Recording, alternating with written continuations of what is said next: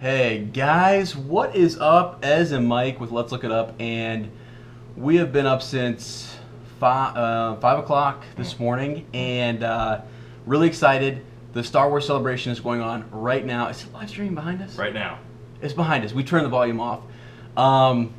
Amazing. I honestly couldn't even sleep last night. We were planning this out, like what are we going to watch, and we were looking up the schedule, and I noticed that Mark Hamill was doing his panel at 6 o'clock in the morning our time. We thought it started at 11. We thought it started at 11. I was like, we got plenty of time.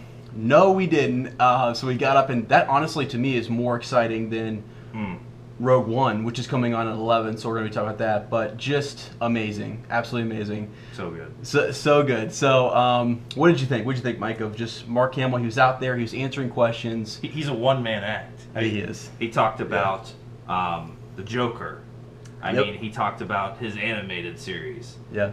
I mean, there may have been less, well, I don't want to say less Star Wars talk. There might have been, though. I mean, like, people were just asking about his life. I mean, he was talking about his family. He was talking about the animated series, other films and things that he's been involved in, and has Star Wars. Yeah. The one kid asked a question about how being in Star Wars and its magnitude has impacted his acting career and stuff. And he's like, no, I'm just so blessed to be doing what I'm doing, and he loves doing everything that he's been in. It's just, he's such a humble, just grateful guy. It's so awesome. I mean, it's so awesome. He really is. And you would think, I don't know how many of these they've done now, but you would think it would get boring.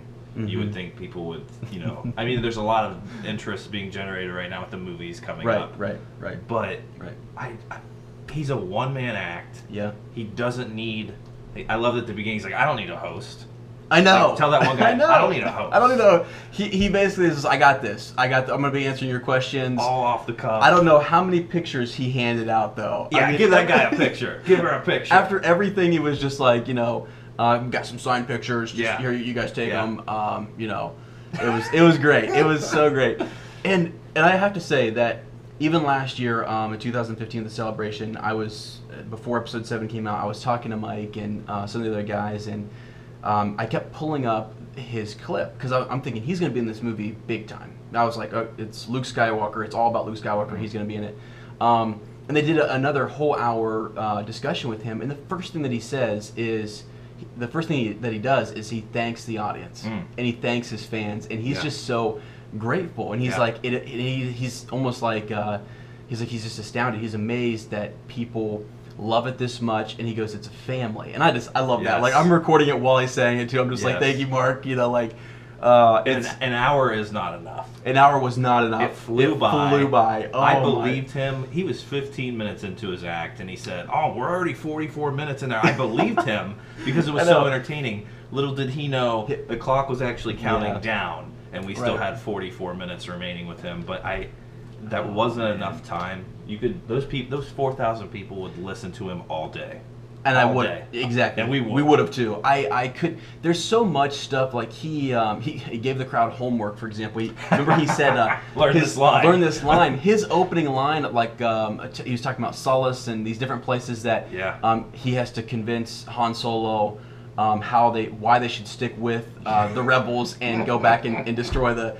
But he wasn't really given. He was given a line. It's just made up, and it's not even. It's never in the movie or whatever. But.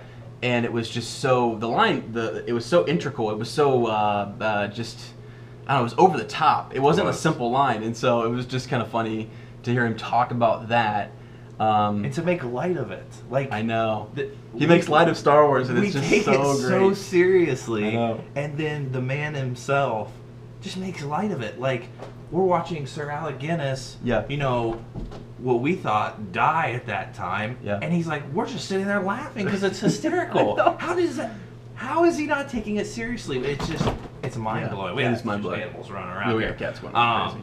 But it was I don't know. It was so great to get in the mind of him, and there were moments when I was watching him. Go back into his early 20s, early 30s. He looks exactly the same Same haircut. Same haircut. The hair is just flawless. It's great. It's insane. It looks great. Beard's looking good. He's trimmed it up just a little bit. Yeah. You can tell he needs to keep that, I guess, for some stuff. I don't know, but I mean, they just finished filming. They did. They confirmed that. So It's just he's looking really thin. Yeah. Some of the highlights that I think of watching that, when he talks about filming for episode 7, he's like, oh man, he's reading the script. He's like, this is such a great build up to Luke Skywalker, and he's like, I get to page 77 or 57 or whatever, and he's like, and then the lightsaber flies out. He's like, oh, here's my grand entrance, and then Rey grabs it, and he can tell he's just like, what?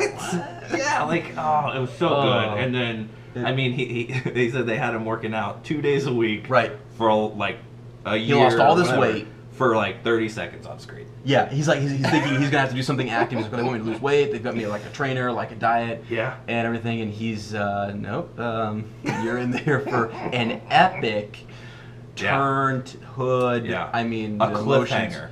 Yeah, a cliffhanger. I mean, he's like literally, it's on a cliff. How funny is that? So good. He's all about puns and just being funny, and he's the Joker. I mean, it's so quick. He's so quick. I don't think people realize or appreciate his voiceovers, and maybe a lot of people haven't even heard. I haven't heard him do the Joker. Yeah, that was amazing. That was to see. I mean, we know that he does the Joker, but to see him, right there in front of you doing the Joker, you're like, whoa! And I was so glad that a kid, and he was prepared. His daughter Chelsea in the front row hands him a phone with some quotes and some lines from the new thing that's coming out that's rated R. What was that called? The Joke or the I can't remember. We'll get back to that. But it's something new that's coming out, and it's rated R. It's a lot darker with the Joker, and he reads something from that. I think it was from that, or if not, it was something else. But the crowd just lost it, and it was so cool, to see that. So that was so sick. What was your? I'll say my favorite moment. Yeah. And maybe we probably both agree on it. Yeah. Was his joke. I mean, he did a lot of jokes. The one joke that we'll never forget, that the Wookiee should have got a medal. Yes. Oh, that was so good. Confirmed. I mean, like, what? And he also just says stuff sort of out, like, they ask a question, and he kept saying things like, they would ask a question, and he would just send him on a tangent, and he would start talking about whatever he wanted to talk about, and the crowd loved it. They didn't care. They just wanted to ask their question, say thank you. Exactly. But then, so that's how that came about. Somebody asked him, I don't know what the question was, and we somehow got to, the Wookiee should have had a medal. And I was like, confirmed. And he made it very topical, and, said they weren't as enlightened, in the 70s and 80s, which was great.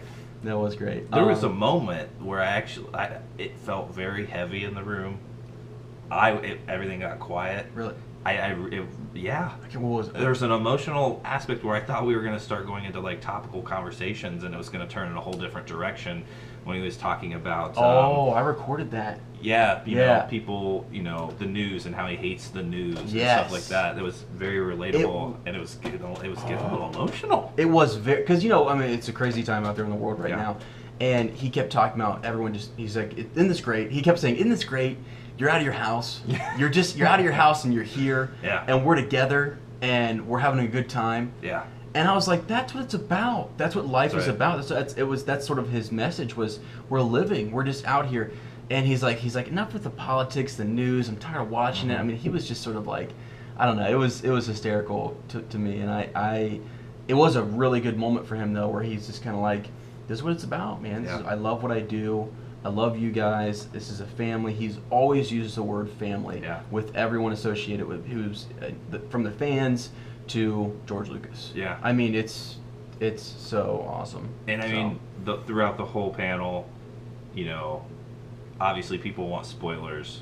He's not going to give it to you. He claims to not even know what's going on half the time, which he might not. Yeah, he might not even be in this one. He might be in it at the end again for one more line. We don't know. He did seem to give up maybe something.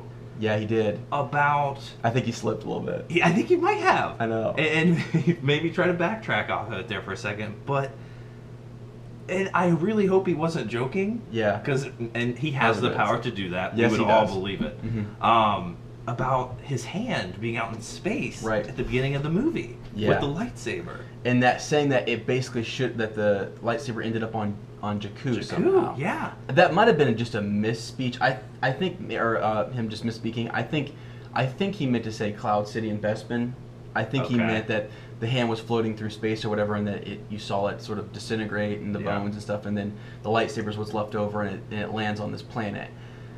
But he said Jakku, and I was like, what? What is happening? Like, how did the lightsaber get on Jakku? Like, what is going on? That was a really great moment. That happened. So he said that. There's just something to look into there. But Hamill himself said it. He said it. Yeah, Hamill himself. And really another great part was this kid was very quick on his feet with his questions. Yeah. Tried to get him to slip up and give Rey's last name. Yeah. Hysterical. Oh my God. Why wouldn't you like that? Yeah.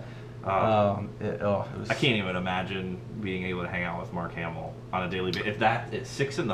on 4 hours of sleep. Yeah. If I'm that entertained by him, I know. For an hour, like, give me more. He could honestly have his own television show. He could. He could have his own radio show. He really could. Maybe he does. I don't know. We need to look all that up. But he's an entertaining guy. Yeah, he really is. He's genuine, and he has so much experience too, and he's like the amount of work that he's done just with animated films and voiceovers and stuff is awesome. That's you great. know. So I don't know, and he says that he's like, I've done what I wanted to do.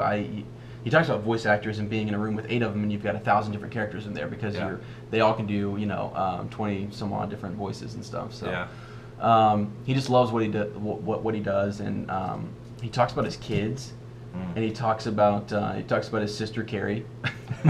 So that was funny, and just getting back with the old crew. That was kind of cool to hear him talk about how they can just come back together and reminisce about things, and it's like they never miss a beat, just old friends who get back together. Because somebody asked him, like, do you ever get together and meet up with Harrison Ford and some of the other people from Star Wars, episodes 4 through 6, and he's like, yeah, and they've gotten together a few times and just hung out, talked. And he says Carrie, it's like he won't see her for a couple of years or whatever, might talk to her, correspond with her over email and things, but then they're just I don't know. It was just really an awesome insight into Mark Hamill himself, his day-to-day, just his thoughts on Star Wars. And you couldn't ask. He's probably one of the best people to put out there because he always talks about, again, the family, how honored he is to be a part of the franchise and stuff. It's just crazy. Also, I thought another interesting thing, he was talking about when he first auditioned. He thought he's calling his agent like, who did I audition for? Am I this Harrison Ford guy? Like, oh, this guy looks pretty awesome. And he thought that he was the sidekick. Yeah. He thought that that guy's older. Harrison Ford's a little bit older, and he's got these witty lines. He's sort of like the ladies' man. Yeah. He's like, please tell me I went for that role and stuff. And he talked about American Graffiti and how he didn't get he auditioned for that. Didn't even make it past the first or second round of cuts.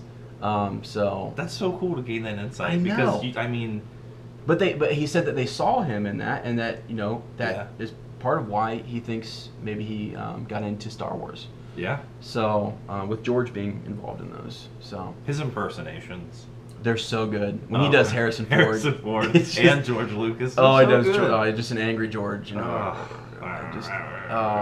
it's so good. But he may need to get into stand-up comedy as well. Like I know he's just so multifaceted. Remember when he talked about? He was talking about his son Nathan and Chelsea. They were talking about that he's dad humor. He's like, what does that mean? It's like Jim Gaffigan. Yeah, it is kind of like Jim. It's like, and they're just like they're trying to explain to him what that means. Or it's like, well, that's kind of boring. It's obvious, Dad. It's obvious. And then finally Nathan's just like, it's bad. It's just bad. And I'm like, it's they're just teasing him and rousing him. But it's so hilarious to hear that sort of interaction and get that from his kids, but because he's hysterical. Follow him on Twitter. His Twitter he blows it up every single day. It's just like he's retweeting people that mention him and stuff, and it's hysterical. So I read him on a daily basis. Absolutely. Oh man. So I mean, lots of emotions. It was funny. So good. I mean, it's early. There's still a lot of celebration to go. Yeah, it's going on behind us right now. So this is behind us is the Rebels. It's Ahsoka. Yep. Isn't that the voice actor for Ahsoka? So talking about a lot of concept art and stuff right now. That's why we kind of muted it.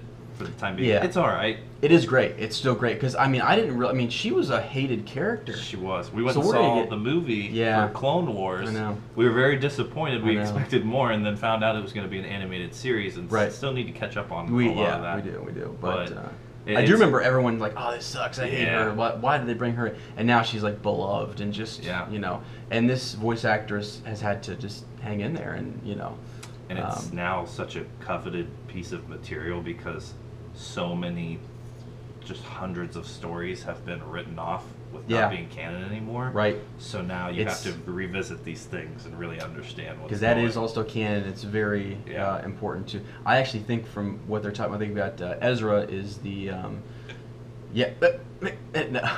is one of the he's a Jedi.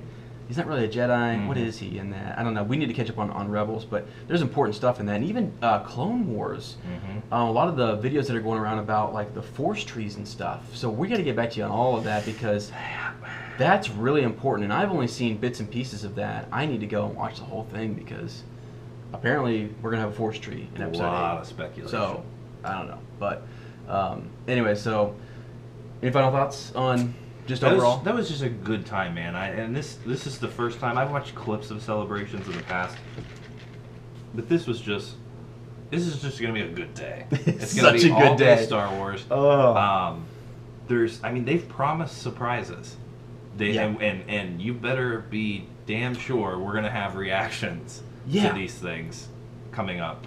Oh, we're going to. There may be something happening right now, and we're missing it. Yeah, well, I'll tell you what's happening right now. One of the things that they're doing in between is they look at all the cosplay and the costumes, and the guys that just build this stuff, that build the droids, that build the sets, they come on, and that is so awesome because that's just, I don't know, back to, George Lucas and just his vision and his creativeness and that. I know what I was going to say. So Luke was talking about, and when the film first came, when Episode 4 came out, to that generation, the starship or the destroyer coming in over top, and it just kept going and going and going and going. He goes, that was groundbreaking. That was, that thrilled the audience. They're like, whoa, how did they? What? And all of it was just so. And I don't know. It's not good enough for folks nowadays. They need more. That's what he said. And what's crazy is that actually, so I think we're leaving that a little bit because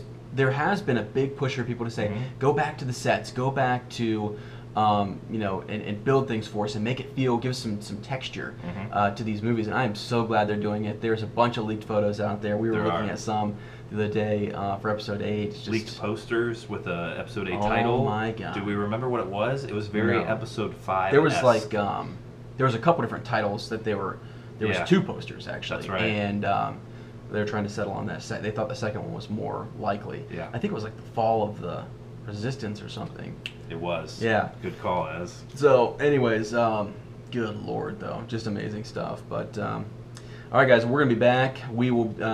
We're just having a ball. We're just having fun here. So you will watch us live stream. Jedi Mind Tricks. Jedi Mind Tricks. Awesome. Thanks, guys.